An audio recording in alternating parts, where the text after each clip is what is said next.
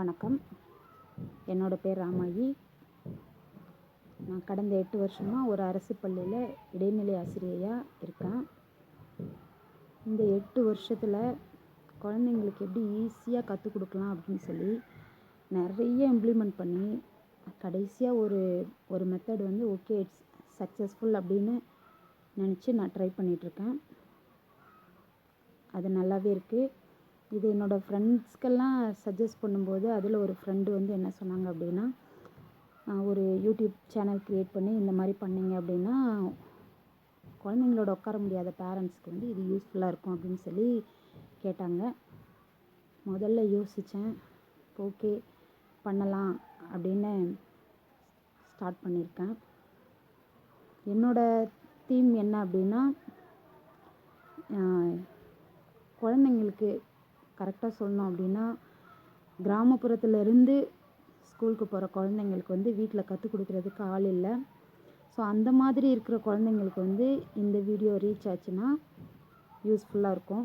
So அந்த மாதிரி குழந்தைங்கள எய்ம் பண்ணி தான் நான் இதை ஸ்டார்ட் பண்ணியிருக்கேன். பிகாஸ் வீட்டில் சொல்லித்தர்றதுக்கு டைம் இல்லாமல் இருக்கலாம், இல்லை ஆள் இல்லாமல் இருக்கலாம். ஸோ அந்த மாதிரி இருக்கிற குழந்தைங்களுக்கும் வந்து எஜுகேஷன் வந்து கிடைக்கணும் அப்படிங்கிறது தான் வந்து என்னோடய தாட். அதுக்காக தான் இந்த சேனல் ஆரம்பிச்சிருக்கேன். இதில் தமிழ், இங்கிலீஷ், மேக்ஸ் 3யுமே கொடுக்கலான்ட்டு இருக்கேன். தமிழ், இங்கிலீஷில் பேஸ் வந்து எப்படி ரீட் பண்ணலாம், தமிழில் வந்து அந்த உயிரெழுத்து மெய்யெழுத்து வச்சு எப்படி வாசிக்கலாம், இங்கிலீஷ் பொறுத்தளவு அந்த ஃபனட்டிக்ஸ் வைஸ் ப்ரொனன்சியேஷன் எவ்வளோ சூப்பராக கொடுக்கலாம் அப்படின்னு சொல்லி ட்ரை பண்ணிகிட்ருக்கேன். மேக்ஸை பொறுத்தளவு அந்த பேஸ் கூட்டல், கழித்தல், பெருக்கல், வகுத்தல் இதை பற்றி வந்து சொல்லலான்ட்டு இருக்கேன். இது முடிஞ்சதுக்கப்புறமா ஹையரில் வந்து ஹை ஸ்கூல் போகும்போது 9th 10th 11th 12th போகும்போது பசங்க வீட்டுக்கு வந்து டவுட் கேட்குறது எல்லாமே மேக்ஸ் அல்லது இங்கிலீஷ் கிராமராக தான் இருக்குது. ஸோ அதுலேயும் கொஞ்சம் போகலான்ட்டு இருக்கேன். உங்களுக்கும் இது யூஸ்ஃபுல்லாக இருக்கும்னு நினைக்கிறேன். உங்கள் வீட்லேயும் குழந்தைங்க இருந்தாங்க அப்படின்னா இதை ஃபாலோ பண்ணுங்கள். கண்டிப்பாக அவங்க வந்து தமிழ், இங்கிலீஷ், மேக்ஸ் 3லையுமே வந்து பர்ஃபெக்டாக வருவாங்க.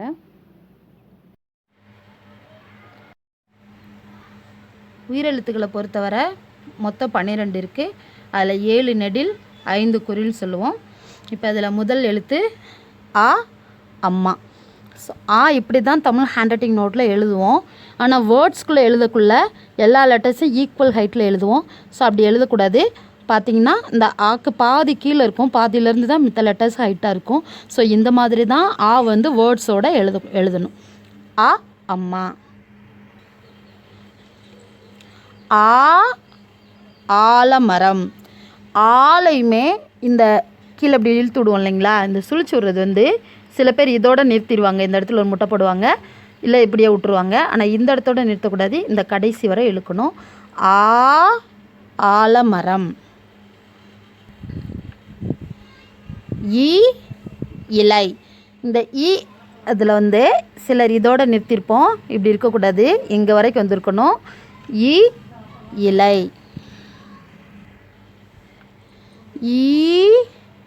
ஈச்சை. ஈச்சை. இப்படி தான் போடணும். உரல். இப்படி தான் போடணும்.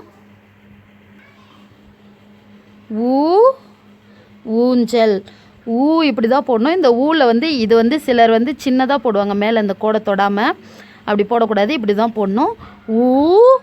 ஊஞ்சல். எலி. இதில் வந்து வந்து ஒரு சிலர் என்ன பண்ணுவோம் அப்படின்னா, இப்படி போட்டு இப்படி இழுத்துருவோம். ஆனால் அப்படி போடக்கூடாது, இப்படி போட்டு இப்படி மேலே அந்த கோடை தொட்டுட்டு தான் இப்படி திரும்பணும். ஸோ அதனால் இப்படி தான் போடணும். இதுதான் எலி. ஏணி. இப்படி தான் போடணும். ஐவர். இதில் இந்த பார்த்திங்கன்னா இப்படி தான் போடணும். நம்ம வேர்ட்ஸில் எழுதக்குள்ளே என்ன பண்ணிடுவோன்னா, பக்கத்தில் இருக்க எழுத்துக்கு அளவாக தான் இந்த ஐயும் போடுவோம். நான் அப்படி போடக்கூடாது. இது இங்கே பார்த்தீங்கன்னா இப்படி இருக்கணும், இது கீழே இருக்கணும், இதுக்கு நேராக தான் மற்ற லெட்டர்ஸ் வந்து இருக்கணும். ஐவர். ஒட்டகம். ஓ இப்படி தான் போடணும் ஹேண்ட் ரைட்டிங் நோட்டில். நம்ம ஹேண்ட் ரைட்டிங் நோட்டில் இப்படி தான் போடுவோம். ஆனால் வேர்ட்ஸோட எழுதும்போது இந்த ஓவையும் வந்து ஆ மாதிரியே வந்து பக்கத்தில் இருக்க லெட்டர்ஸ் கலவாக எழுதிடுவோம். ஸோ அப்படி எழுதக்கூடாது. ஓ இப்படி தான் போடணும். பக்கத்தில் இருக்க லெட்டர்ஸ் இந்த மாதிரி தான் இருக்கணும். ஓ ஒட்டகம். ஓ ஓடம். ஸோ ஓ இப்படி தான் போடணும். லெட்டர்ஸோட எழுதும்போது இப்படி தான் எழுதணும். ஔ ஔவை. ஸோ ஔ இப்படி தான் எழுதணும். இதில் ஔ பார்த்தீங்கன்னா இந்த ஓக்கு பக்கத்தில் இது வந்து இப்படி சின்னதாக இருக்கணும். ஓ அளவுக்கு பெருசாக இருந்துச்சுன்னா அதை லான்னு சொல்லுவோம். ஸோ இது அவ்வுன்னு சொல்ல மாட்டோம்.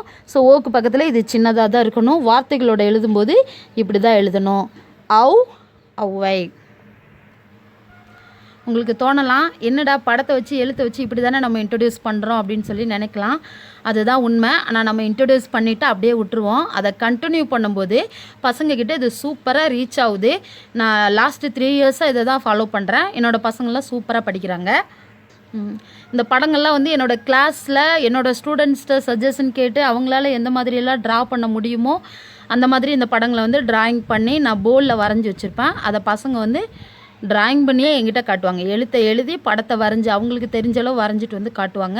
இதை கண்டினியூ ப்ராக்டிஸ் இருக்கும்போது வித்தின் அ மந்த் அவங்க வந்து ஈஸியாக வந்து படிக்க ஆரம்பிச்சிட்டாங்க. ஸோ இப்போ நான் ஒரு தடவை நான் சொல்கிறேன், திரும்ப சொல்கிறக்கு டைம் விட்டு சொல்கிறேன். இந்த வீடியோவை வந்து உங்கள் கிட்ஸ்கிட்ட கூட நீங்கள் போட்டு காட்டலாம். என்ன கிட்ஸ் ரெடியா? அ அம்மா. ஆ ஆலமரம். இ இலை.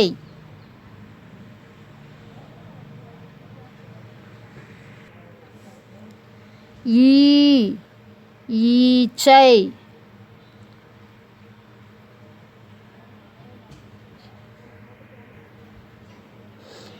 உ உரல்.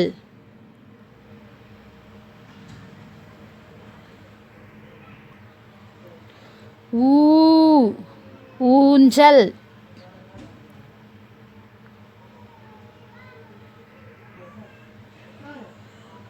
ஏ எலி.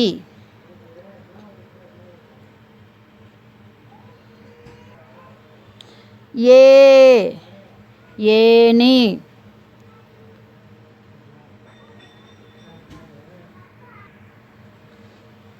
ஐ ஐவர்.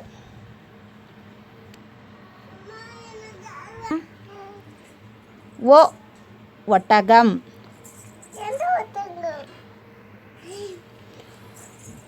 ஓ ஓடம்.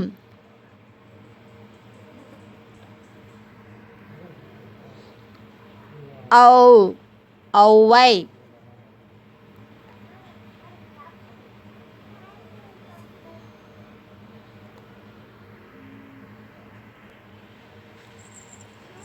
இது நீங்கள் என்ன பண்ணணுன்னா கண்டினியூஸ் ப்ராக்டிஸ் பண்ணணும்.